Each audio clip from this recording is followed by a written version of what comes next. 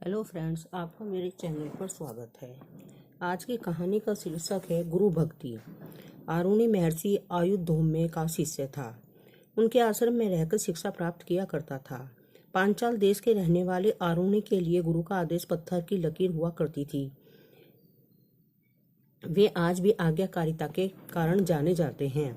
महर्षि आयुधोम्य के आश्रम में छात्र शिक्षा प्राप्ति के अतिरिक्त आश्रम के कार्यों और गुरु सेवा में संलग्न रहते थे। सबसे कार्य विभाजित थे। कोई कृषि कार्य करता तो कोई पशुओं को चराने का कार्य करता तो कोई बागवानी। सभी छात्र विभिन्न कार्यों की जिम्मेदारी उठाया करते थे। उन दिनों खेत में चावल की फसल बोई गई थी, जिसके लिए पानी की पर्याप्त मात्रा खेतों में एकत्रित होना अति आवश्यक था। सब वर्षा की इंतजार कर रहे थे। एक शाम तीव्र वर्षा आरंभ हो गई। आश्रम के सभी शिष्य प्रसन्न थे कि चावल की कृषि के लिए पर्याप्त पानी की व्यवस्था हो जाएगी, किंतु महर्षि आयुधोम्य चिंतित थे। उन्हें भय था कि खेत की कमजोर मेड़ वर्षा की तीव्र बौछारों में टूट न जाए। ऐसा हुआ ही तो खेत में पानी टिक नहीं पाएगा और पर्याप्त पानी की फसल बर्बाद चावल की फसल बर्बाद हो जाएगी। शिष्यों में जब महर्षि आयुधोम्य के माथे पर चिंता की लकीरें देखी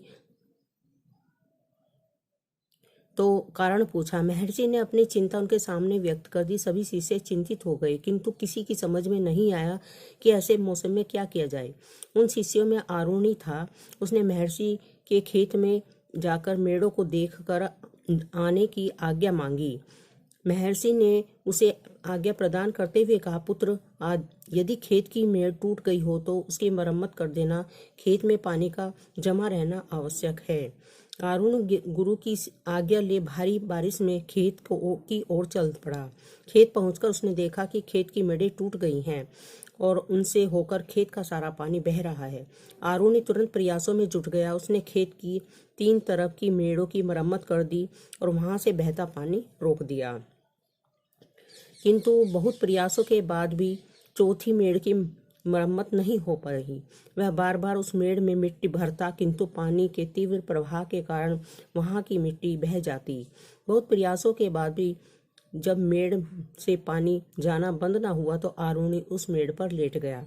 उसके लेटने से वह स्थान बंद हो गया और वहां से पानी का बहाव रुक गया। आरुणि यूं ही भोर तक बारिश में भीगता हुआ उस मेड़ पर लेटा रहा। इधर जब भोर होने को आई तो आरुणि आश्रम नहीं लौटा। महर्षि आयुधोम्य कुछ शिष्यों को लेकर खेत पहुंचे। वहां उन्होंने आरुणि को खेत की मेड़ पर लेटा हुआ पाया। वह पूरी तरह से भीग चुका था और उसका पूरा शरीर बुखार से तप रहा था। महर्षि ने उसे उठाया और गले से लगा लिया। साथ ही गए शिष्यों से कहकर उन्होंने खेत की मेड़ की मरम्मत करवाई। आरुणि की गुरु भक्ति देखकर महर्षि आयुधोम्य अत्यंत प्रसन्न हुए। उन्होंने अपने परम शिष्यों में स्थान देते हुए तेजस्वी और दीर्घायु होने का आशीर्वाद दिया।